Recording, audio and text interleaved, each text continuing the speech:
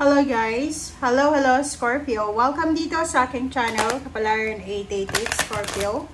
Alamin natin kung anong messages, vibration, gabay energy para sa lahat ng Scorpio. This is general reading for the second half of October 2025.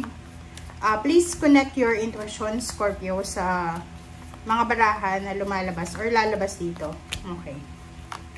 Okay, so there's a 9 of this is 9 of Wands, and then 5 of Pentacles to. Scorpio, okay. Nakikita ko siya dito, Scorpio, na this is your past, yung number 32, 5, despair.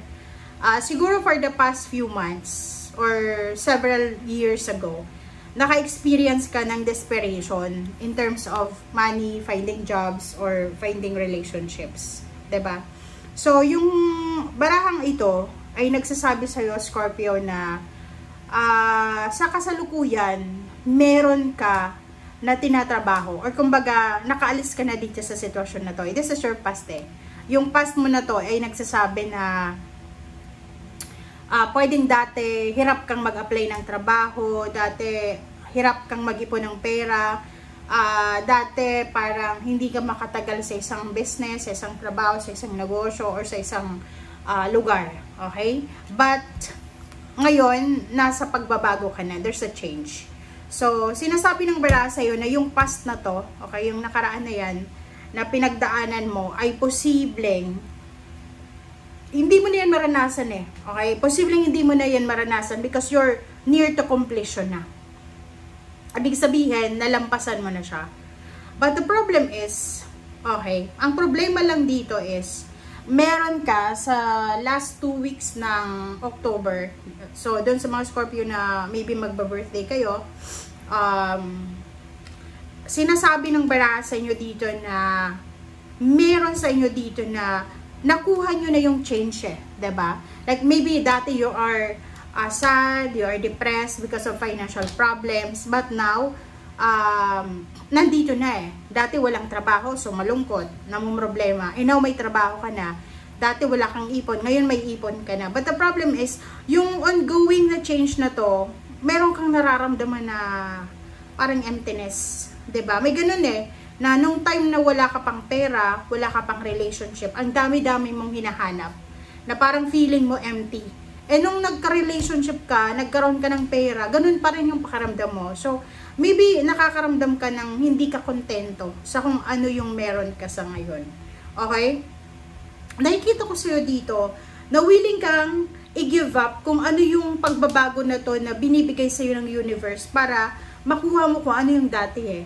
Parang nagre-reminisce ka ng past mo eh. Like, halimbawa kung isa ka ng OFW or nasa malayo kang lugar, nagre-reminisce ka ng mga times na nasa Pilipinas ka, nasa probinsya kasama ang pamilya mo na kahit mahirap yung buhay, masaya kayo, hindi yung naandyan ka sa malayo na mag-isa ka lang. Parang ganun. So, be careful kasi sa linggong ito ay pwedeng because of homesickness, because of sadness or loneliness, pwedeng bumalik ka sa dati mong lugar, dating relationship, dating lugar na gusto mo nang alisan, gusto nang magbago, and then bigla ka ulit na parang babalik doon, 'di ba? May ganun eh, na nakuha na natin yung gusto natin, tapos same then wisdom. Pisces and Scorpio pareho kayo. Okay? So, kung ako sa'yo, kasi sa ilalim niya, there's a protection and wisdom. Bago ka, okay, bago ka gumawa ng desisyon, kung OFW ka, in contract ka, may kontrata ka, make sure na tapusin mo yung kontrata mo. Okay? Sinasabi ng bara, mag-research muna tayo, mag-isip muna tayo, huwag tayong magpadalos-dalos sa mga decision natin, especially sa last 2 weeks of October. Okay? Maybe mag-decision ka January, palipasin mo muna hanggang Pasko at New Year. Kasi, kung makikita mo dito, kailangan mong i-preserve yung kung ano man na knowledge or kaalaman na meron ka sa ngayon. Okay? And make sure na hanapin natin yung kapayapaan. Okay? Kasi parang nakikita ko sa'yo dito na medyo nawawalan ka ng focus, nawawalan ka ng interest, nawawalan ka ng direksyon. So, make sure na hanapin mo kung ano ang magbibigay sa'yo ng saya. Hanapin mo kung ano yung pwedeng maging parang ano siya, anong tawag doon? I-divert mo yung attention mo, yung lungkot mo, or kung ano pa man na nararamdaman mo sa ngayon. Okay? Kasi hindi maganda yan eh. Nandyan ka na eh, 'di ba? Pangarap mo na yun eh. Lalo yung iba na ang tagal nyong nag-antay pa ng kontrata, papuntang ibang bansa, tapos biglang nandiyan na kayo, tapos biglang mawawala pa. Artemis, Guardian. Huwag kang mag-alala, okay? If you are an OFW or working abroad or overseas or nasa long distance relationship ka, isa sa mga rason kung bakit ka hindi mapakalis, nag-aalala ka para sa pamilya mo. No, don't worry, okay? You are protected, you are guarded, you and your loved ones are safe and spiritually protected. So, hindi ka dapat nag-aalala. Okay? So, relax mo lang ang isip mo kung nasaan ka man sa ngayon sa linggong ito. And if it's your birthday, happy birthday.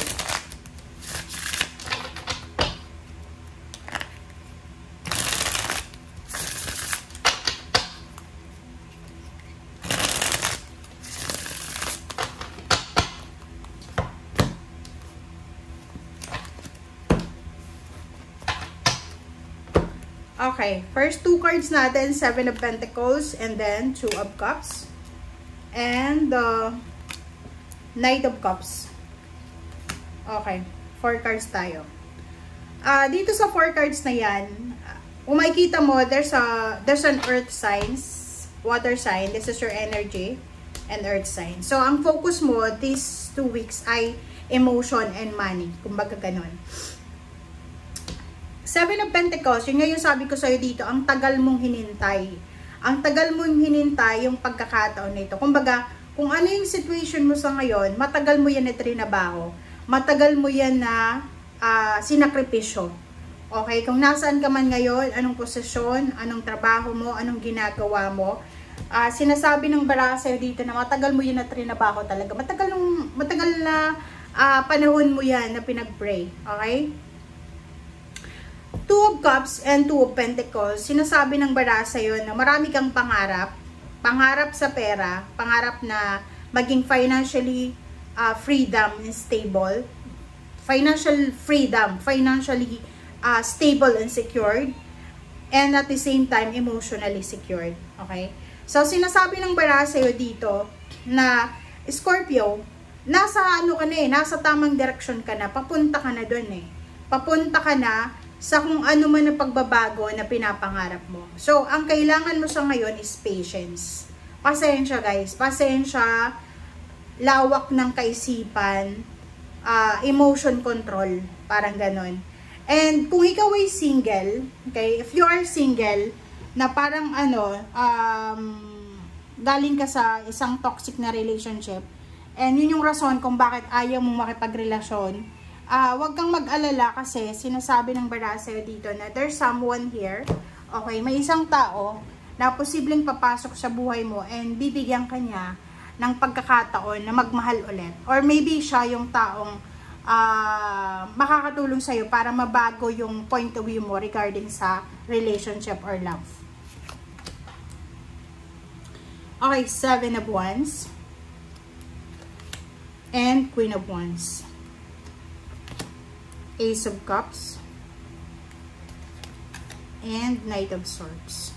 Okay, so dito sa barahang yan, kung makikita mo, 7 of Pentacles and 7 of Wands, kailangan mong proteksyonan eh. Like halimbawa, ang example dito, yun nga yung sinasabi ko sa kanina, halimbawa, ang tagal mong naging unemployed, tapos ngayon nagkaroon ka ng trabaho, tapos hindi ka masaya sa trabaho mo because nalulungkot ka dahil malayo ka sa pamilya mo, or maybe nalulungkot ka because may pera ka nga pero hindi ka masaya.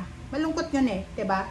And sinasabi ng bara sa'yo dito na make sure na huwag tayong padadala sa mga masyado ka atang nakatingin sa labas ng comfort zone mo. or nakatingin ka sa paligid mo na kino-compare mo yung sarili mo.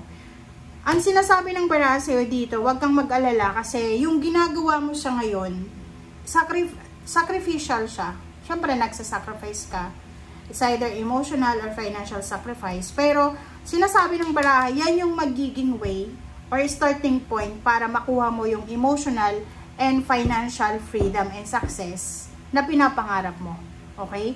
So, ang overall energy mo sa linggong ito is kahit meron ka na, kahit nandun ka na, on the way ka na sa change and transformation, malungkot ka pa rin. So, hindi ko alam kung ano yung rason ng lungkot mo, is either homesickness or hormonal imbalances or pwedeng pagod ka. So, ikaw lang yung makakasagot sa mga hinaing mo sa buhay sa ngayon. But I'll make sure sa'yo na ang sabi ng baraha sa'yo dito na you're protected and guided. Kung nag-aalala ka sa pamilya mo, sa sarili mo, huwag kang mag-alala kasi you're protected. Okay? Thank you guys. Bye!